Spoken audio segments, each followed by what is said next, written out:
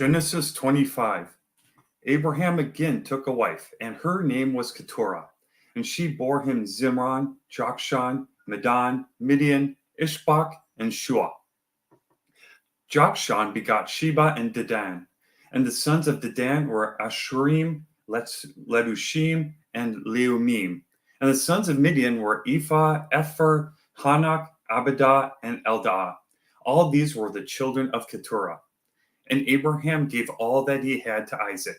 But Abraham gave gifts to the sons of the concubines which Abraham had. And while he was still living, he sent them eastward, away from Isaac his son, to the country of the east. This is the sum of the years of Abraham's life, which he lived, 175 years. Then Abraham breathed his last and died in a good old age, an old man and full of years, and was gathered to his people.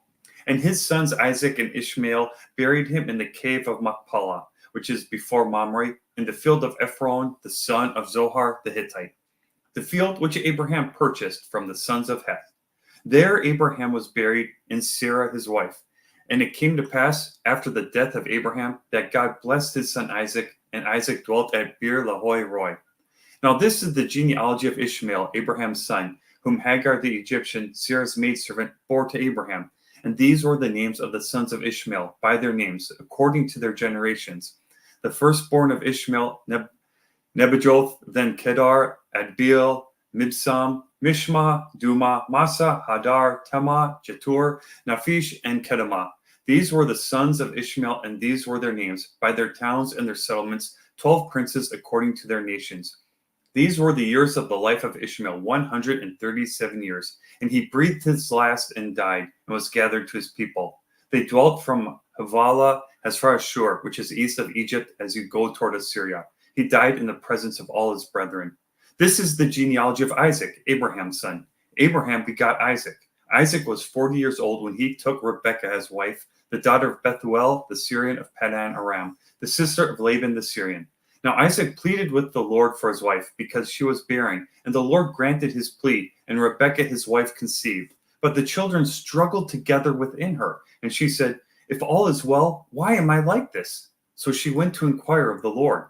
And the Lord said to her, "Two nations are in your womb, two peoples shall be separated from your body.